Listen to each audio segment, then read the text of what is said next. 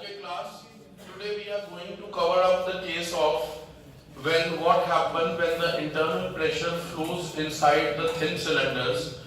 At that time there is a change in dimension for the diameter, for the length, and thirdly for the change in volume. So we are having certain relationships which help us to calculate that what is the change in dimension.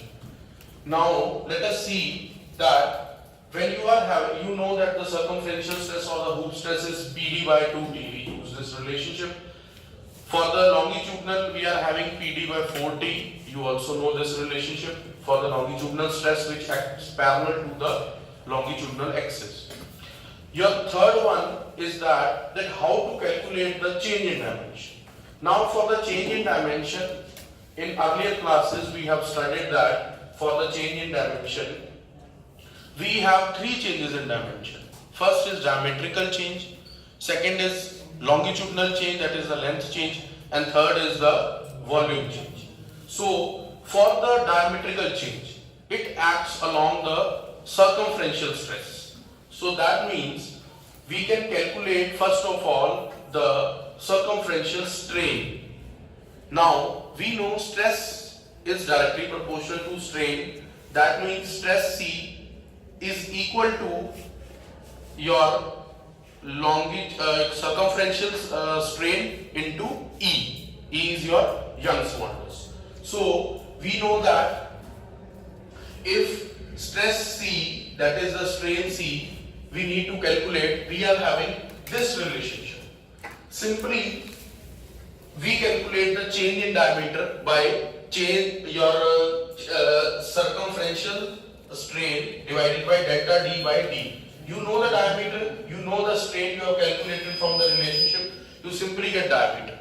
Similarly, it's for the longitudinal, we can get the change in length. How? We simply use that, we calculate the value of the longitudinal strain. For that, delta L by E is 1 into bracket 1 minus 2 by M.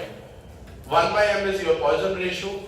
Delta L you have already calculated over here, and you can put the value of Young's modulus. So you get that change in length. Similarly is the third case of change in volume. For the change in volume, you take the relationship twice of the circumferential strain plus longitudinal strain is equal to the volumetric strain. This one. Now volumetric strain will be equal to delta V by V. So we know the value of V is pi by 4 of D square into L, and circumferential strain, longitudinal strain, you have already know circumferential strain and longitudinal strain. So you get the volumetric strain. By putting the value of volume and longitudinal strain, you get delta V also. Now this we have done in earlier class. This was just a revision. So in this case, I guess there is no doubt. Let us come to the question that what happens if internal pressure is not given to you and there is a change in dimension. What happens at that time?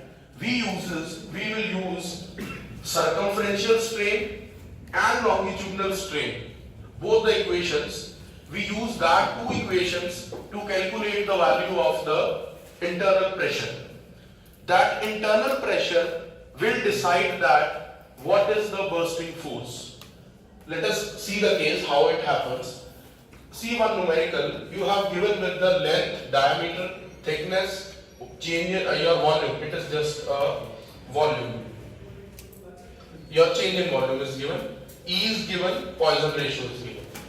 First most step is that you know the value of circumferential strain you have just seen over here, and you know the value of the longitudinal strain. These are two formulas. We just kept the values for PD by 2TE, 1 minus 2 by M. Only P is unknown over here. Diameter is given, thickness is given, E is given, Poisson ratio is given. We get a relationship in terms of P. Second thing, in the longitudinal strain, what happens? All the things are given to us except P. Pressure is same, because pressure is following inside the thin cylinder. It might be same when it is circumferential or the longitudinal stress. Thickness is given, Young's modulus is given, so and Poisson ratio is given. We calculated the longitudinal strain again in terms of P. When we get both the relationship in terms of P for the circumferential stress and for the longitudinal stress, we put these two values in the volumetric strain equation. What is that equation? Twice of the circumferential stress plus longitudinal stress is equal to the change in volume. Into V करते this is your equation. We have put it over here. We know this value. We know this value. We have calculated the area pi by 4 d square into length. So just one, and delta V is given to you 20 cm3. Just one unknown, that is the value of P. You can simply calculate the internal pressure. So now what you have calculated in this case, that when internal pressure is not given to you and you know that what is the change in volume and other dimensions of diameter, thickness, length is given to you, you can simply calculate your internal pressure. That at what internal pressure it will exert on the thin walls. Clear to everyone? Any doubt in this?